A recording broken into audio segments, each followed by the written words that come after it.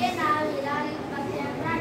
माझ्या शाळेचे नाव श्री सिद्धेश्वर बालमंदिर प्राथमिक शाळा सोलापूर. मी इयत्ता 3 मध्ये शिकवत आहे. आज लोकमान्य टिळक यांचे पुण्यतिथी असल्यामुळे मी 4 शब्द बोलणार आहे. ते तुम्ही शांतपणे ऐकून घ्यावे.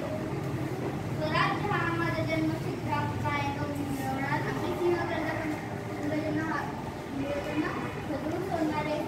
देशभक्त म्हणजे लोकमान्य टिळक. लोकमान्य टिळकांचे पूर्ण नाव बाळ केशव गंगाधर टिळक होते. त्यांचा जन्म 1856 रोजी रत्नागिरी जिल्ह्यातील चिखली गावात झाला.